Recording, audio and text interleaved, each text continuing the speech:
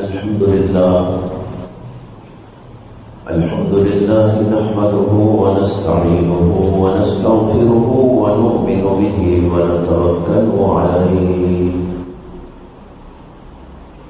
ونعوذ بالله من شرور أنفسنا ومن سيئات أعمالنا من يهده الله فلا مضل له ومن يضلله فلا هادي له ونشهد أن لا إله إلا الله وحده لا شريك له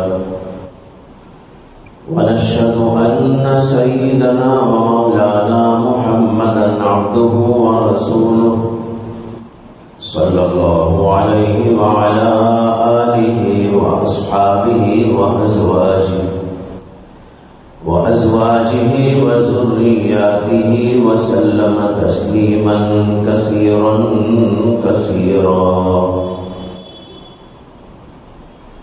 أما بعد فأعوذ بالله من الشيطان الرجيم بسم الله الرحمن الرحيم يا أيها الذين آمنوا كتب عليكم الصيام كما كتب على الذين من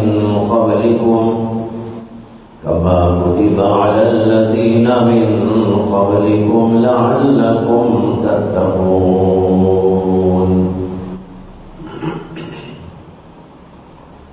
ایک حدیث میں آتا ہے کہ رمضان مبارک کا مہینہ قریب تھا، شعبان کی آخری تاریخ تھی.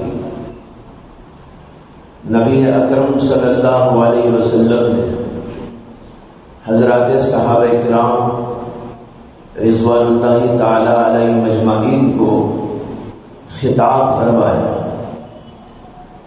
ان لوگوں کے سامنے جو باتیں ارشاد فرمائی، حدیث کے اندر اس کا پورا متن موجود ہے. لمبی سی حدیث ہے.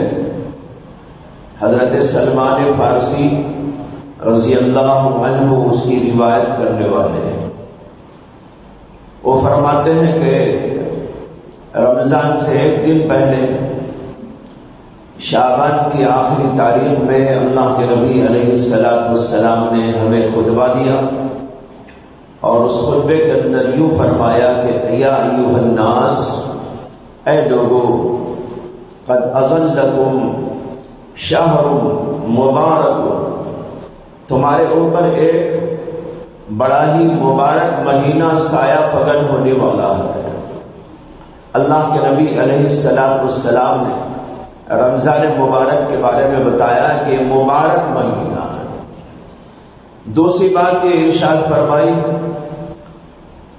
کہ وہ مبارک مہینہ رمضان کا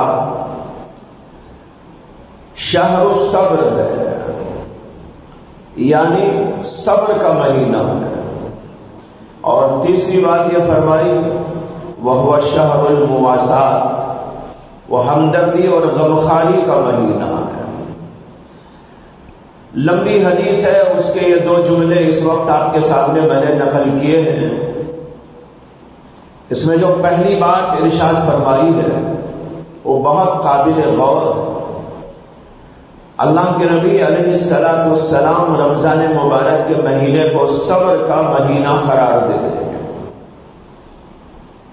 صبر کسے کہتے ہیں اس کو بہت سارے لوگ نہیں جانتے. صبر کا ایک مفہوم وہ ہے جو لوگوں کے ذہنوں کے اندر ہے. لوگ یہ سمجھتے ہیں کوئی مصیبت آ گئی، کوئی تنگی آ گئی، کوئی پریشانی آ گئی، کسی نے گالی دے ڈالی، کسی نے مار ڈالا، تو اس وقت صبر کرنا یعنی اس کو برداشت کرنا. گالی کا جواب گالی سے نہ دینا، پتھر کا جواب پتھر سے کسی اور چیز سے نہ دینا. مصیبت آ جائے، پریشانی آ جائے تو اس کو جھیلتے رہنا. یہ مفہوم بھی ٹھیک ہے، غلط نہیں ہے، صحیح ہے. لیکن صبر کا اتنا ہی مفہوم شریعت میں نہیں. یہ صبر کے مفہوم کا ایک چھوٹا سا حصہ ہے. شریعت کے اندر صبر کا مفہوم ایک بہت وسیع ترین مفہوم ہے. ایسے بہت سارے الفاظ ہیں کہ معاشرے میں آ کر وہ الفاظ بہت محدود معنی تک رہے تھے. ان کا ایک بہت وسیع معنی تھا، بڑا لمبا چوڑا مفہوم تھا، لیکن لوگوں نے اپنے اپنے ذہنوں سے کچھ اس کا چھوٹا سا محدود سا مفہوم نکالا اور اسی کو لوگوں کے اندر رواج دے دیا. اسی طرح یہ لفظ بھی ہے جس کا نام ہے صبر. شریعت کے اندر ایک بہت وسیع مفہوم رکھتا ہے، لوگوں نے اس کو بہت محدود مفہوم دے دیا. میں تھوڑی سی اسی کی تشریح اس وقت آپ کے سامنے کرنا چاہتا ہوں تاکہ ہم کو معلوم ہو کہ اللہ کے نبی علیہ الصلوۃ والسلام نے جو اس مہینے کو صبر کا مہینہ قرار دیا اس کا اصلی مفہوم کیا ہے اور اس کے اندر ہمیں کرنا کیا چاہیے. علماء نے لکھا ہے کہ صبر کے معنی آتے ہیں حبس النفس علی ما تکرہ. نفس جن چیزوں کو نہیں چاہتا، جو چیزیں نفس کو اچھی نہیں لگتی لیکن حقیقت میں وہ اچھی ہیں، حقیقت میں بہت بھاری ہیں، بہت عظیم ہیں، بڑی پسندیدہ ہیں، بڑی مستحسن ہیں، لیکن ہمارا نفس اس کو نہیں چاہتا. ایسی تمام چیزوں پر نفس کو لگا دینا، جما دینا اور اس کے اوپر اسے استقامت کے ساتھ لے کر چلتے رہنا، یہ ہے حبس النفس علی ما تکرہ. ہم جانتے ہیں کہ انسان کا نفس کچھ ایسا اللہ نے بنایا ہے کہ وہ برائیوں کی طرف زیادہ جاتا ہے، نیکیوں کی طرف بہت کم آتا ہے. اسی لیے سیدنا حضرت یوسف علیہ نبینا علیہ الصلوۃ والسلام کے جملہ قرآن کریم نے نقل فرمایا ہے کہ انہوں نے فرمایا وما ابرئ نفسی ان النفس لامارۃ بالسوء. میں اپنے نفس کو بری قرار نہیں دیتا اس لیے کہ نفس امارۃ بالسوء ہے، بہت زیادہ برائی کا حکم دینے والا.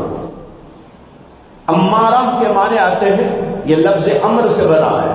امر کے معنی حکم دینا، امارہ کہتے ہیں حکم دینے والا، اور یہ مبالغے کا صیغہ ہے جس کا معنی ہے بار بار حکم دیتا ہے اور بہت شدت کے ساتھ، بڑی توانائی کے ساتھ، بڑے زور کے ساتھ ہم لوگوں کو حکم دیتا رہتا ہے برائی کرو، برائی کرو، برائی کرو. جو چیزیں خدا کو ناپسند، جو چیزیں ہمارے لیے انتہائی مضر، جو چیزیں ہم کو تباہ کرنے والی، غارت کرنے والی، اندر سے نفس کو ابھارتا ہے کہ وہی چیزیں کرتے چلے جاؤ. تو تمام وہ چیزیں جو بری ہوتی ہیں، جو ہمارے لیے نقصان دہ ہوتی ہے، ان تمام چیزوں پر نفس ہمیں ابھارتا ہے. ان چیزوں پر اگر انسان چلتا رہے تو ہلاکت کے راستے پر پڑ جاتا ہے اور سیدھے جہنم رسید ہو جاتا ہے. اس لیے شریعت نے منع کیا کہ نفس کی باتوں پر نہ چلو، نفس کے تقاضوں پر عمل نہ کرو، بلکہ شریعت کے تقاضوں پر عمل کرو، اللہ کی باتوں پر چلو. تمہیں اللہ نے عقل دی ہے، سمجھ سے کام لو، عقل سے کام لو، غور و فکر سے کام لو اور دیکھو کہ کون سی چیز تمہارے لیے فائدہ مند ہے، کون سی چیز تمہارے لیے نقصان دہ ہے، دنیا کے اعتبار سے کون سی چیز تمہارے لیے بھلائی کی ہے اور کون سی چیز آخرت کے اندر تمہارے لیے بھلائی کی ہے اور کون سی نقصان دہ چیز ہے. اللہ نے تم کو عقل عطا کی ہے، اس لیے نفس کے بندے نہ بنو بلکہ شریعت کے بندے بنو. شریعت کے بندے کا معنی ہے اللہ کا بندہ، ورنہ شریعت کا کیا بندہ؟ شریعت کا کوئی بندہ نہیں. شریعت کے بندے کا مطلب صاحب جو اللہ ہیں، جو شریعت کو نازل کرنے والے ہیں، ان کے بندے بن کر رہو. یہ ہے شریعت کا تقاضا اور شریعت کا حکم اور اللہ کا حکم. یہاں سمجھنا یہ ہے کہ انسان کا نفس انسان کو برائی کی طرف لے جاتا ہے، ایک کام اس کا ہے، اور دوسرا کام اس کا یہ ہوتا ہے کہ اچھائی سے دور رکھنا، اسے اچھائی پسند نہیں، برائی پسند ہے۔ ظاہر بات ہے کہ اچھائی اور برائی دونوں کے اندر تضاد ہے، جیسے دن اور رات میں تضاد ہے، کالے اور گورے میں تضاد ہے، نجاست میں اور طہارت میں تضاد ہے۔ یہ دونوں ایک جگہ کبھی نہیں ہو سکتے، دن اور رات ایک ہی وقت ہو جائے ناممکن، ایک ہی چیز کے اندر نجاست اور ایک ہی چیز کے اندر طہارت دونوں حاصل ہو جائے، یہ ناممکنات میں سے ہے۔ ایک ہی چیز کالی بھی ہو اور ایک ہی چیز گوری بھی ہو جائے، یہ ناممکن ہے۔ جیسے ان دونوں کا اجتماع ناممکن اور ہو نہیں سکتا، اسی طریقے پر یہ بھی نہیں ہو سکتا کہ برائی اور اچھائی کہیں جمع ہو جائے۔ لہذا نفس جب برائی کا حکم دیتا ہے تو اس کا تقاضا یہ ہے کہ وہ اچھائی سے روکے۔ اسی لیے جو لوگ نفس کے پجاری ہوتے اور شیطان کی بات پر چلنے والے ہوتے، اللہ نے قرآن کریم کے اندر ان کے بارے میں ایک بات کہی، منافقین کے بارے میں۔ اللہ تعالیٰ کہتے ہیں والمنافقون والمنافقات بعضهم من بعض یأمرون بالمنکر وینہون عن المعروف۔ کیسی عجیب بات ہے، اللہ تعالیٰ کہتے ہیں منافق مرد ہو کہ عورتیں ہو، یہ سب ایک دوسرے سے ملے جلے ہوتے ہیں، اور ان کا کام کیا ہے؟ یأمرون بالمنکر، بری بات کا حکم دینا۔ نفس بھی برائی کا حکم دیتا ہے، منافق بھی برائی کا حکم دیتا ہے، کافر بھی برائی کا حکم دیتا ہے، جو کافروں کے راستے پر چلتا ہے وہ بھی برائی کا حکم دیتا ہے۔ اور دوسری بات یہ فرمائی وَيَنْهَوْنَ عَنِ الْمَعْرُوفِ، اچھائی سے روکتے، نماز سے روکنا، ذکر سے روکنا، تسبیحات سے روکنا، نیکیوں سے روکنا اور ہمدردیوں سے روکنا، غمخاریوں سے روکنا، کسی کی مدد اور امداد کرنے سے روکنا، ہر اچھائی سے روکنا ان کا کام، اور ہر برائی کا حکم دینا ان کی فطرت کے اندر ہوتا ہے۔ اس لیے اللہ نے کہا المنافقون والمنافقات بعضهم من بعض یأمرون بالمنکر وینہون عن المعروف۔ یہی فطرت بعینہ نفس کی فطرت ہے، اور وہی فطرت یہاں ظاہر کی گئی ہے، ان کے اندر وہی طبیعت تھی نا، اللہ نے اسی کو یہاں پر ظاہر کر دیا ہے کہ ان لوگوں کا طریقہ اور وتیرہ یہ ہوتا ہے کہ نفس کے پجاری ہوتے ہیں، اور جو نفس کا پجاری ہوتا ہے اس کا کام ایک تو یہ ہے کہ وہ برائی سے اچھائی سے روکتا ہے اور برائی کا حکم دیتا ہے۔ یہی بات یہاں پر سمجھ لینا ہے کہ نفس یہی کام کرتا ہے کہ ہم کو اچھائی سے روکے گا، کبھی روزے سے روکنے کی صورتیں پیدا کرے گا، کبھی نماز سے بے التفاتی کی صورتیں پیدا کرے گا، اللہ سے دور کرنے کی کوششیں کرتا جائے گا، ذکر سے فکر سے نیکیوں سے دور رکھنے کی کوشش کرے گا، اور اس کا مقابلے میں برائی کی طرف لے جائے گا اور اس کا حکم دیتا جائے گا اندر اندر اندر، اور ایسے طریقے سے کہ انسان متاثر بہرحال ہو جائے۔ یہ ہے نفس کا حال۔ جب نفس کا حال یہ ہے تو اب صبر کا مفہوم یہیں سے سمجھ میں آتا ہے کہ صبر میں ہمیں دو کام کرنے ہوں گے۔ ایک کام یہ برائی سے رکنا، دوسرا کام یہ ہے کہ اچھائی پر چلتے رہنا۔ اچھائی پر چلنا یہ نفس مانتا ہے، لہذا اس کو مجبور کر کہ تجھے نماز بہرحال پڑھنی، روزہ تجھ کو بہرحال رکھنا ہے، فلاں فلاں نیکیاں تجھ کو کرنا ہے، تو مانے کہ نہ مانے لیکن بہرحال میں تجھ سے کرا کے رہوں گا۔ نفس چلے گا تو نہیں، اس پر چلنے میں تکرار کرے گا اور آپ کے لیے مزاحمت پیدا کرے گا، اور اندر اندر سے اسے بہت بڑا بوجھ معلوم ہوگا، سجدہ ایک بوجھ معلوم ہوگا، نماز پڑھنا اس کے لیے پہاڑ جیسی ایک بات معلوم ہوگی، ذکر کرنے کے لیے طبیعت آمادہ ہی نہ ہوگی، اس لیے کہ اندر سے چیزیں اس کے اندر پیدا نہیں ہوگی۔ اسی لیے ایک جگہ پر قرآن کریم میں آتا ہے منافقین کے بارے میں، کافروں کے بارے میں، نماز کے بارے میں، اللہ کہتے ہیں کہ ان لوگوں کا حال یہ ہے وَإِنَّهَا لَكَبِيرَةٌ، نماز ان کے لیے بڑی بوجھل بات ہے. نماز پڑھنے کی بات ان سے کہی جائے تو ان کو ایسا لگے گا جیسے کہ پہاڑ. سجدہ کرنا مشکل، رکوع کرنا مشکل، جھکنا، یہ ان کی طبیعت میں وہ آمادہ ہی نہیں ہوگی. یہ بات ہوتی ہے جب انسان کے نفس کا انسان پجاری بن جاتا ہے. تو یہ فرمایا گیا. تو اس سے معلوم ہوتا ہے کہ ایک طرف ہم کو یہ کام کرنا ہے صبر کے لیے کہ نیکیوں پر نفس کو چلائے، چاہے وہ مانے کہ نہ مانے. اور دوسرا کام یہ کرنا ہوگا کہ برائی سے اس کو بچائے، اس لیے کہ برائی میں پڑھنا چاہتا ہے. برائی میں پڑھنے والا ظاہر بات ہے خطرناک صورت کی اختیار کرنے والا ہے. اس لیے نفس کو اس سے بچانے کی کوشش کرنا، آنکھوں کو بچانا، دماغ کو بچانا، دل کو بچانا، ہاتھ پیر کو بچانا، کھانے پینے کے سلسلے میں بھی اور چیزوں کے اعتبار سے بھی جو بھی غلط راستے ہیں، جو بھی برائیاں ہیں، جو بھی شریعت کے خلاف ہے، نفس کو وہاں پر روک لگا دی جائے کہ یہاں پر تجھے نہیں جانا. مجھے ایک حدیث یاد آ رہی ہے جس کو امام ترمذی رحمۃ اللہ علیہ نے روایت کیا کہ نبی اکرم صلی اللہ علیہ وسلم نے ارشاد فرمایا کہ اللہ تعالیٰ نے جب جنت اور دوزخ بنائی تو جبریل امین علیہ السلام کو بلایا اور فرمایا کہ جبریل، میں نے جنت بھی بنائی ہے، میں نے دوزخ بھی بنائی، ذرا جاؤ دیکھ کر آؤ کیسی لگ رہی ہے. حضرت سیدنا جبریل امین علیہ السلام گئے، جنت کو بھی دیکھا، انتہائی خوبصورت، ہر قسم کی سہولتیں، آسائشیں، راحتیں، عافیتیں، تمام خوبیاں، تمام کمالات، تمام زیب و زینت کی چیزیں، ہر چیز اس کے اندر مہیا ہے. اور کوئی چیز ایسی نہیں جو انسان کو زخم پہنچانے والی، نقصان پہنچانے والی، اور اس کی طبیعت کے لحاظ سے کوئی ایسی چیز جو ناموافق ہو، ایسی کوئی چیز نہیں. سب کے سب چیزیں اس کے اندر فراہم. اس کے بعد دوزخ کو دیکھا، وہاں دیکھا تو انتہائی خطرناک تمام عذابات اس میں،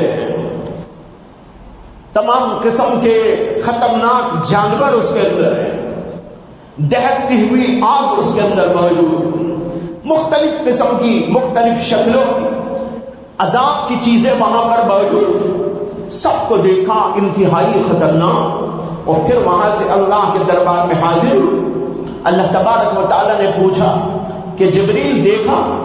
جانتے ہوئے بھی اللہ پوچھتے. یہ مطلب نہیں ہے کہ اللہ کو معلوم نہیں کہ انہوں نے دیکھا ہے کہ نہیں دیکھا، اللہ جانتے ہوئے بھی پوچھتے. اللہ نے پوچھا کیسے پایا؟ انہوں نے کہا اللہ جنت تو ایسی ہے جو اس کے بارے میں سنے گا وہ پوری طرح کوشش کرے گا کہ میں اس جنت کے اندر چلا جاؤں.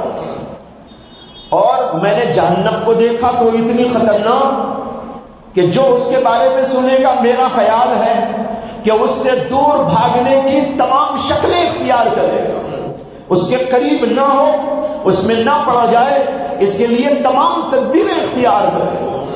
اللہ تبارک و تعالیٰ نے ان کو واپس بھیج دیا. پھر اس کے بعد اللہ تبارک و تعالیٰ نے یہ کیا کہ جہنم کے اوپر شہوات کی چادر ڈھانپ دی. شہوتوں اور لذتوں اور جو انسان کے نفس کی چاہتے ہیں اس کی ایک چادر اللہ نے جہنم کے اوپر ڈال دی. اور جنت کے اوپر اللہ نے مکارہ کی چادر سے ڈھانپ دیا. مکارہ کہتے ہیں وہ چیزیں جو اپنی جگہ اچھی ہونے کے باوجود نفس کو اچھی نہیں لگتی. نماز پڑھنا اچھا نہیں لگتا، ذکر کرنا اچھا نہیں لگتا، کوئی نیکی کرنا اچھا نہیں لگتا، راتوں میں اٹھنا اچھا نہیں لگتا. ایسی بہت ساری چیزیں انسان کا نفس ان کو نہیں چاہتا. وہ چیزیں ان کا نام ہے مکارہ. اللہ نے ان مکارہ سے جنت کو ڈھانپ دیا. اب دیکھو دو چیزوں سے ڈھانپا گیا ہے. جنت کو ڈھانپا گیا ہے مکارہ سے، یعنی ان نیکیوں سے جن نیکیوں کے کرنے پر انسان کا نفس آمادہ نہیں ہوتا، اور جہنم کو اللہ نے ڈھانپا شہوات، لذات اور خواہشات سے، جس کی طرف انسان کا جی لپکتا ہے، انسان کے نفس اس کی طرف آمادہ ہوتا ہے، مائل ہوتا ہے، ان چیزوں سے اللہ تعالیٰ نے جہنم کو ڈھانپ دیا۔ اس کے بعد پھر بلایا جبریل امین علیہ السلام اور فرمایا کہ جنت و دوزخ پہلے دیکھی تھی نا، اب ذرا پھر جا کے دیکھ کے آؤ۔ اب جاتے ہیں، دیکھتے ہیں تو جہنم کے اوپر شہوات، خواہشات، لذات کی چادر ڈھانپی ہوئی، جس کا مطلب یہ ہے کہ ان شہوات، لذات و خواہشات کی طلب میں انسان کا نفس ادھر جائے گا اور بالآخر وہاں پہنچ کر جہنم رسید ہو جائے گا۔ اس لیے کہ لپکنے والی چیزیں، مائل کرنے والی چیزیں اور ادھر آمادہ کرنے والی چیزیں سب ادھر ہیں۔ اس میں بتایا گیا ہے شہوات اور لذات کے راستے پر چلنا جہنم کا راستہ ہے، جو جی میں آئے وہ کرنا یہ جہنم کا راستہ ہے۔ اس لیے جو ادھر جائے گا وہ اوپر جائے گا جہنم کی اور پڑے گا جہنم کے قعر اور جہنم کے اندر گہرائی۔ یہ ایسا سمجھو جیسے کہ ایک کنواں ہو، خطرناک قسم کا کنواں، اور اوپر ماشاءاللہ ایک بڑی بہترین سی کچھ ڈال دی گئی ہے، چادر ڈال دی گئی ہے یا اور کوئی چیز ڈال دی گئی ہے، اس کے اوپر کوئی قدم رکھے گا تو سیدھا نیچے چلا جائے گا اور خطرے میں پڑ جائے گا۔ اوپر سے دیکھ کر ایک آدمی لپک کے گیا، لپک کے ادھر گیا، نتیجہ یہ ہوا کہ وہاں جاتے ہی نیچے پڑ گیا اور پھر اس کے لیے خطرہ سامنے آ گیا۔ جہنم کو اس طرح بنایا گیا اور جنت کو کس طرح بنایا گیا؟ اس کے اوپر مکارہ کی چادر ہے، ان چیزوں کی چادر جو حقیقت میں بڑی اچھی اچھی چیزیں ہیں، لیکن انسان کے نفس کو وہ بظاہر اچھی نہیں لگتی، اس سے انسان کا نفس کتراتا ہے، دور بھاگتا ہے، آنے کو آمادہ نہیں ہوتا، اور جتنا بھی بولو طبیعت ادھر آمادہ نہیں ہوتی۔ ایسی چیزوں کا نام ہے مکارہ۔ اللہ کے نبی صلی اللہ علیہ وسلم کہتے ہیں کہ جبریل نے اس کو بھی دیکھا، اس کو بھی دیکھا، پھر اللہ کے دربار میں آئے، اللہ تعالیٰ نے پوچھا جنت و دوزخ کو اب دوبارہ تم نے دیکھا، اب بتاؤ کہ کتنے لوگ جنت میں جائیں گے اور کتنے لوگ جہنم میں جائیں گے؟ پہلے تو انہوں نے کہا تھا کہ میرا خیال تو یہ ہے کہ جنت کے بارے میں جو بھی سنے گا وہ اس کو حاصل کرنے کی طلب میں، جستجو میں اپنی تمام تر قوتیں، اپنی تمام تر طاقتیں، اپنی تمام تر توانائیاں، اپنے تمام تر اسباب لگا کر جنت میں جانے کی کوشش کرے گا، اور جو آدمی جہنم کے بارے میں سن لے گا وہاں کی خطرناکیوں کا اس کو علم ہو جائے گا، وہ اس سے بھاگنے اور دور رہنے کی تمام تر قوتیں لگا کر کوشش کرتا رہے گا۔ اللہ نے پوچھا کہ اب بتاؤ کیا خیال ہے، جنت میں کتنے لوگ جائیں گے، جہنم میں کتنے لوگ جائیں گے؟ جبریل امین علیہ السلام نے اپنے خیال کا اظہار کیا اور کہا کہ اللہ اب تو ایسا معلوم ہوتا ہے کہ جو ہے جنت میں جانے والے بہت کم رہ جائیں گے، اس لیے کہ مکارہ کی چادر سے اس کو ڈھانپا گیا۔ انسان کا نفس نہیں چاہتا وہ کرنا، نماز پڑھو نہیں چاہتا، نیکی کرو نہیں چاہتا، راتوں کو اٹھو نہیں چاہتا، اور جو ہے مجاہدہ کرو نہیں چاہتا، نفس کے اوپر کوئی بار پڑے نہیں چاہتا، اس لیے جہنم جو ہے جنت کی طرف لوگ کم آئیں گے، اور جہنم کے بارے میں خیال ہے بیشتر لوگ جہنم رسید ہو جائیں گے، لذتوں کے پیچھے پڑھ کر، خواہشات کے پیچھے پڑھ کر، اس طریقے پر جہنم میں جانے والے زیادہ ہو گئے۔ یہ حدیث اس بات کو بتا رہی ہے کہ ہمیں اور آپ کو کرنا کیا ہے۔ ہمیں اور آپ کو کرنا یہ ہے نیکیوں کی طرف چلنا، اگرچہ کہ نفس آمادہ نہ ہو۔ یہ ہے صبر، نیکی پر نفس کو جمع دینا، اچھائی پر اس کو جمع دینا، وہ نہ چاہے پھر بھی اس کے لیے ایسے اسباب اور طریقے اور تدبیر اختیار کرنا کہ نفس بہرحال نیکیاں کرتا چلا جائے۔ اور بھائیوں حقیقت یہ ہے کہ جب انسان کے نفس کو انسان نیکیوں پر لگانے کی کوشش کرتا ہے، کرتے کرتے اس میں عادت پیدا ہو جاتی ہے، اور پھر عادت بننے کے بعد وہ عبادت بن جاتی ہے، اور پھر وہ چھوڑنا بھی چاہے تو نہیں چھوڑتا، نہیں چھوڑ سکتا، اس لیے کہ اس کے نفس کو اب دوسرے انداز پر تربیت دے دی گئی ہے. جیسے کہ آپ تربیت دیتے ہیں دنیا میں، آپ دیکھتے ہیں شیروں کی تربیت ہو رہی ہے، دنیا میں آپ دیکھتے ہیں کہ باغوں اور ریچھوں کی تربیت ہو رہی ہے، اور آپ دیکھتے ہیں کہ ہاتھیوں کی تربیت ہو رہی ہے، اور ان کو انسان اپنے قبضے میں کر لیتا ہے. اور وہ خونخوار جانور جو انسان کو دیکھے تو اس کو ایک نوالا بنا لے اور اس کو موت کے گھاٹ اتار دے، وہ شیر اور باغ اور ہاتھی ان کو تربیت دینے کے بعد وہ انسان کے قبضے میں ایسے آ جاتے ہیں کہ انسان شیر کو کہتا ہے بیٹھو، وہ بیٹھنے لگتا ہے، اسے کہتا ہے بھاگو، وہ بھاگنے لگتا ہے، اسے کہتا ہے یہ کام کرو تو شیر بھی وہ کام کرنے لگتا ہے. آپ نے دیکھا ہوگا سرکس وغیرہ میں کبھی دیکھا ہوگا کہ کس طرح انسان اپنے ان خطرناک جانوروں کو اپنے قبضے میں کر لیتا ہے.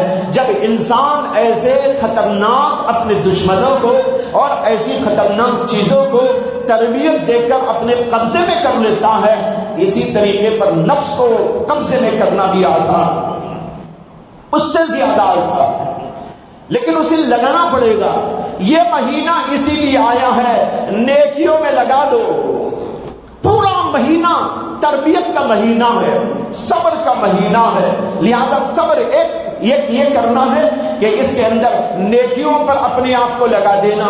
لہذا جو وقت نمازوں کا پابندی سے نماز ہوتی رہے، اسی طرح روزہ ہے اور روزہ پورا کیا جاتا رہے، کچھ ذکر اذکار بھی کر لیے جائیں، قرآن کی تلاوت بھی کر لی جائے، اور بھی جو نیکیاں آپ کر سکتے ہیں. اور رات میں جو ہے پڑھی جاتی ہے تراویح کی نماز، اس کے اندر شرکت کی جائے. یہ سب کیا ہے؟ نفس نہیں چاہتا لیکن نفس کو لگا دیا جائے، اور جب لگاتے لگاتے لگاتے اس کو اس کی تربیت دی جاتی ہے، ایک دن ایسا آتا ہے وہ نماز چھوڑنا گوارا نہیں کرتا.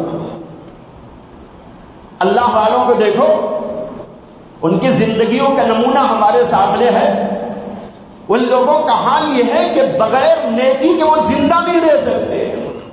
ہم نیکیوں سے بھاگتے ہیں، وہ نیکیوں کے بغیر زندہ نہیں رہ سکتے، وہ اللہ کے نام کے بغیر زندہ نہیں رہ سکتے.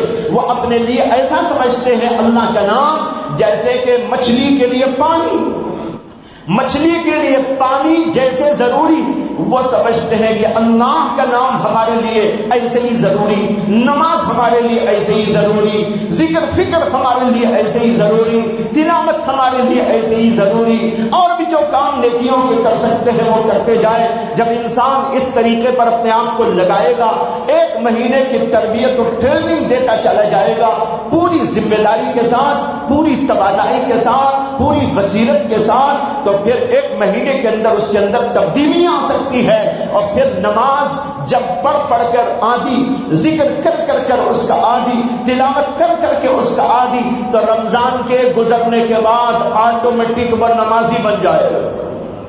اب نماز چھوڑنا گوارا نہیں. لیکن سوال یہ ہے کہ ہم تو یہ دیکھ رہے اور مسلسل دیکھ رہے، اتفاقی نہیں، بلکہ ایسا لگتا ہے کہ باقاعدہ منظم طور پر ایک چیز چل رہی ہے. رمضان مبارک کا مہینہ آیا تو دیکھا جاتا ہے کہ نمازیوں کی تعداد میں اضافہ ہو گیا، کچھ ذکر کرنے والوں کی تعداد میں اضافہ ہو گیا، اور نیکیوں کے کرنے والوں میں اضافہ ہو گیا. اور جو ہی رمضان آخری ہوتا ہے اور آخری تاریخ اس کی آتی ہے تو پھر ایسا لگتا ہے کہ نمازیوں کو ڈھونڈنے سے بھی وہ لوگ نہیں ملتے. کسی نے ایک بار یہ لطیفہ بیان کیا تھا، رمضان گیا تو کچھ لوگ جو ہے مسجد والے پولیس اسٹیشن میں گئے کہ بھائی بہت سارے نمازی لاپتہ ہو گئے. یہ لطیفہ ہے، ٹھیک ہے، لیکن لطیفہ حقیقت پر مبنی ہے. اس نے کہا کہ جو ہے پولیس اسٹیشن کو گئے کہ ہمارے ہاں کے اتنے نمازی لاپتہ ہیں. واقعی لاپتہ ہو جاتے ہیں، اس طرح لاپتہ ہو جاتے ہیں کہ ڈھونڈنے سے بھی نہیں ملتے. یہ کیوں ہو رہا؟ وجہ یہ ہے کہ ہم نے اس مہینے کو صبر کا مہینہ نہیں بنایا، ہم نے اس مہینے کو ٹریننگ کا مہینہ نہیں بنایا. اپنے آپ کو ایسا پکا نمازی، سچا نمازی اور اللہ والا بنانے کی فکر میں اپنے آپ کو نہیں لگایا. ہم نیت کرے کہ یہ مہینہ صبر کا مہینہ ہے، اور صبر میں سب سے پہلے یہ داخل ہے کہ اپنے نفس کو نیکیوں پر جما دو اگرچہ ہمارا نفس نہیں چاہتا ہے. یہ ہے پہلی بات. دوسری بات جو مہینے میں کرنے کی ہے وہ یہ صبر کا دوسرا پہلو گناہوں سے اپنے آپ کو بچانا. اس لیے کہ نفس برائی کا حکم دیتا ہے تو اس کے خلاف چلاؤ اپنے نفس کو. اس کے خلاف چلانا کیا ہے؟ اس کے خلاف چلانا یہ ہے کہ جو جو مانگ کرے ہمارا نفس ہم اس کو نہ دے. آنکھوں پر پابندی لگائے، زبان پہ پابندی لگائے اور دل و دماغ پر پابندی لگائے. کوئی کام ہمارا ایسا نہ ہو جو محض نفسانی تقاضے سے ہو، بلکہ ہم سوچے، غور کرے اللہ کا حکم کیا ہے، اللہ کے رسول کا حکم کیا ہے. ایک حدیث میں آتا ہے کہ نبی اکرم صلی اللہ علیہ وسلم نے فرمایا رمضان ہی کے بارے میں بتاتے ہوئے کہ کوئی آدمی رمضان کا روزہ رکھا ہوا ہے، کسی نے اس کو گالی دے دی، اللہ کے نبی نے فرمایا کہ وہ کہہ دے انی صائم، وہ کہہ دے انی صائم، میں تو بھائی روزے دار ہوں. علماء کہتے ہیں یہ زور سے بولنے کا نہیں ہے، یہ دل دل میں بولنے کا ہے. دل دل میں بولے. ایک آدمی نے گالی دے دی، ہم اس کو گالی دیں، ہم اس کو برا کہیں، ہم اس کے ساتھ برائی کریں؟ نہیں. یہ تو رمضان کا مہینہ، میں روزے سے ہوں، یہ صبر کا مہینہ ہے، لہذا گالی کا جواب گالی سے نہیں دوں گا، برائی کا جواب برائی سے نہیں دوں گا، ڈنڈے کا جواب ڈنڈے سے نہیں دوں گا. میں تو صبر کروں گا. اور دل دل میں بولے انی صائم. یہ عام طور پر لوگ سمجھتے ہیں اسے بولنا انی صائم. ارے اسے نہیں بولنا ہے، خود بولنا ہے، اپنے آپ کو بولنا ہے انی صائم. ارے میں تو روزے دار ہوں، میں روزے دار ہوتے ہوئے کیا اس کا جواب گالی سے دوں؟ کیا میں برائی کا جواب برائی سے دوں؟ نہیں، مجھے صبر کرنا ہے اور مجھے اپنے آپ کو کنٹرول میں رکھنا ہے، مجھے غصے کو پی جانا ہے. میں اپنے آپ کو پہلوان یوں بناؤں کہ غصے کو پی جاؤں. حدیث میں آتا ہے کہ اللہ کے نبی علیہ السلام نے ارشاد فرمایا وہ پہلوان نہیں ہے جو کسی کو اکھاڑے میں پچھاڑ دے، بلکہ وہ ہے پہلوان جو اپنے غصے کو پی لیتا ہے. تو یہ ہے بھائیوں ٹریننگ کا مہینہ. اپنے آپ کے غصے کو کنٹرول میں رکھنا اور اپنے دل کو دماغ کو کنٹرول میں رکھنا، اپنے ہاتھ اور پیر کو کنٹرول میں رکھنا، اپنی زبان کو کنٹرول میں رکھنا. کوئی غیبت نہ ہو، کوئی چغلی نہ کھائی جائے، کسی کو گالی نہ دی جائے، کسی کو برا بھلا نہ کہا جائے، اور اسی طریقے پر کوئی بات غلط سنی نہ جائے، کوئی غیبتیں سنی نہ جائے اور کوئی برائی نہ سنی جائے. اس طرح اپنے کان کی حفاظت، زبان کی حفاظت، آنکھ اور پیر، ہاتھ پیر سب کی حفاظت کرتے رہنا. یہ ہے گناہوں سے اپنے آپ کو بچانا. جب گناہوں سے اپنے آپ کو بچائے گا یہ صبر کا دوسرا مفہوم پورا ہوگا. میں نے کہا تھا دو باتیں نکلی. ایک تو یہ کہ نفس ہمیں برائی کا حکم دیتا ہے، ہم برائی سے نفس کو روکے، یہ صبر ہے. جی میں آیا یہ بولو، بول دیا، کہاں ہوا صبر؟ جی میں آیا یہ دیکھو تو دیکھنے لگا، کہاں ہوا صبر؟ جی میں آیا یہ کرو، کرنے لگا، یہ کہاں ہوا صبر؟ صبر تو یہ ہے کہ اپنے نفس کو کنٹرول میں رکھنے کی کوشش کرے. میں واقعہ پہلے بھی سنایا ہوں ایک بزرگ کا.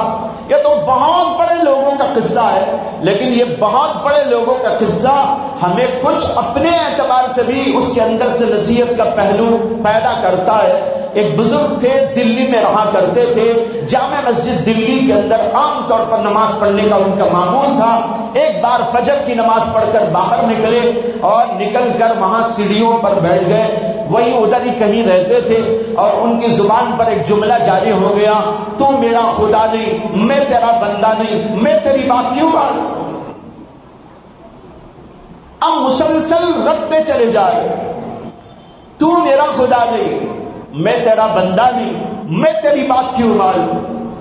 گزرنے والے گزرتے گزرتے سنتے جا رہے تھے اور کوئی کہہ رہا تھا یہ آدمی تو معلوم ہوتا ہے کافر ہو گیا، اللہ کا انکار کر رہا ہے، تو میرا خدا نہیں، میں تیرا بندہ نہیں، نعوذ باللہ، کتنی بڑی کافرانہ بات بول رہا ہے۔ ہم تو اس کو بزرگ سمجھتے تھے، اللہ والا سمجھتے تھے، تو کافر نکلا ہے۔ کوئی کہنے لگا ارے ایسا لگتا بھائی یہ تو اچھے آدمی تھے نا، نمازی تھے، پرہیزگار تھے، لیکن دماغ خراب ہو گیا، اس لیے پاگل ہو کر ایسی باتیں کہہ رہے ہیں۔ کافر تو نہیں ہوئے، پاگل ہو گئے۔ کوئی کہنے لگے مظلوم ہو گئے۔ بہرحال جس کے جی میں جو آیا وہ بولتا جا رہا تھا۔ بہت دیر کے بعد ایک صاحب کا گزر ہوا، انہوں نے بھی سنا، کھڑے ہو کر وہ پوچھنے لگے حضرت آپ یہ کچھ بول رہے ہیں، میں کچھ پوچھ سکتا ہوں؟ انہوں نے کہا ہاں پوچھ لو، کیا پوچھنا ہے؟